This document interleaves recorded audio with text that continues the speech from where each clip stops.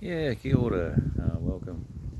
Just got a Athena AS-F1 that I've dismantled, pulled apart a wee bit, just to show some of the inside and what components to use. So I was going to get around and have a look. Excuse my pile of spare wood over there. Anyway,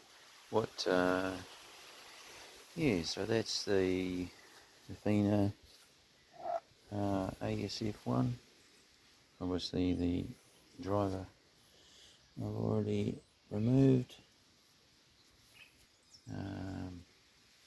which is an 8-ohm, looks like a graphite impregnated polypropylene woofer compound there, and quite a beautiful port, decent size, so the air moves very freely. It's also tuned quite well, the bass is impactful and well blended, so they've done a fantastic job of the tuning and just the general synergy of drivers with these. Really is great. Stock standard, they come out with these lovely conical shaped feet as well, spikes, but gentler, being a plastic foot. They do have 4 of them, and I've removed the back ones just to enable the speaker to tilt backwards and give you some physical alignment of the acoustic centres of the drivers. The difference that makes in sound and the cohesion of the sound, the rhythm, the timing is phenomenal. It's totally essential. So if you've got any of these, try that. Pop the back feet off and put in some smaller feet or bolts or something, and let me know in the comments what your feeling is on the result if you do try it. Right, so these use a Tetron fabric dome, which is a man-made fabric of sort of a polyester fibre, very fine, and much like silk, except obviously a polyfibre. So, and the beautiful thing about some of my consciousness and what I support, or better, something or better, is some of the ethology of not taking the life of other sentient beings for our own propagation, on totally respecting free will, for lack of a better way of putting it. So actually we care for the animals and the planet. So yeah, I do my best to choose along those lines. So I was pretty stoked to see this was a synthetic based tweeter. That said, the construction on the inside of this cabinet is amazing. We're talking about for the projected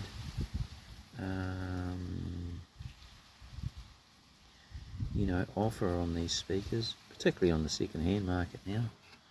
I won't tell you what I paid for these. It wasn't much though.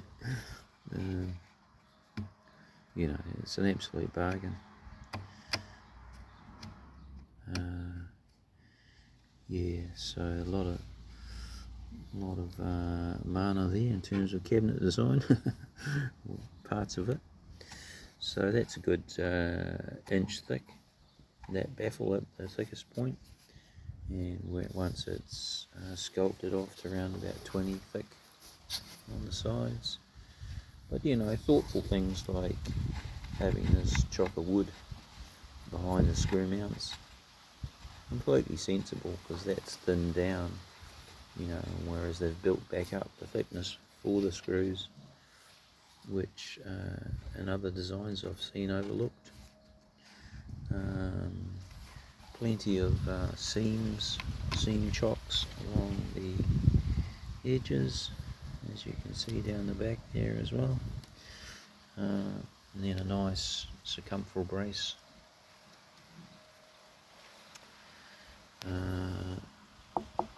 The baffle down here, hear that? That's amazing. That's a double thickness baffle, so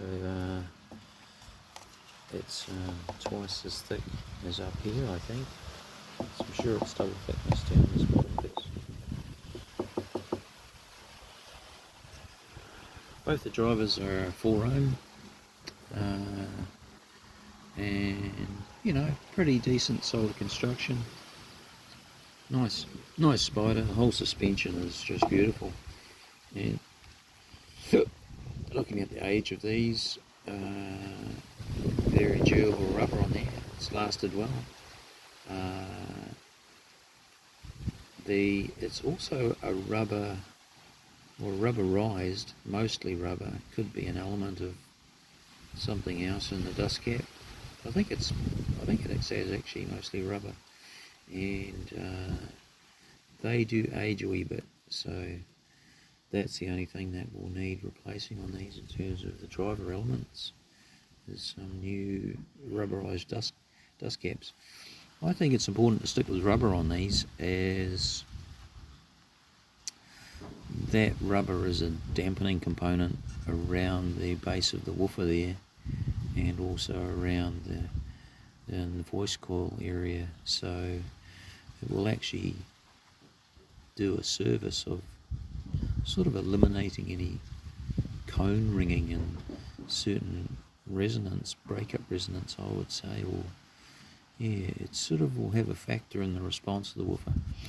So I will be choosing a rubberized dust cap when that is replaced. Yeah, that's about it in terms of the drivers. Sound wise, man, have they got some punch. It's a beautiful sounding speaker just in its stock form. Crossover is a simple first order, just an inductor up to the woofer of about 1.84 millihenries, somewhere around there. And on the tweeter it's a second order circuit, passing through a resistor first, and then a electrolytic cap, and about a 0.047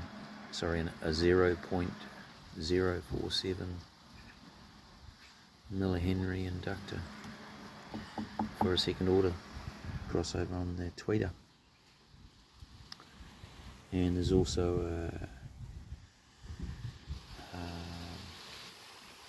a CR circuit across the woofer.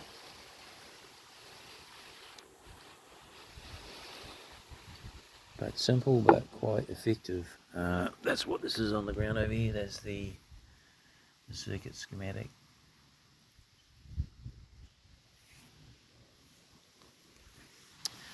Yeah, these pads, as wonderful as can be thought, are actually,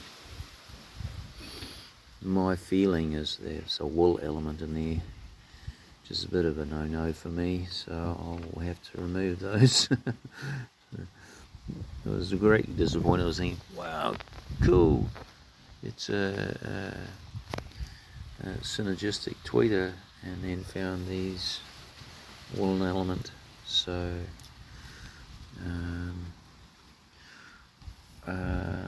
which is cool, because you know I'll be able to further dampen this with a liquid compound.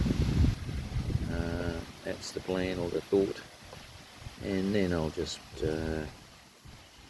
put a dampening, I'll probably put a convoluted thick foam across this instead, which is all cool, and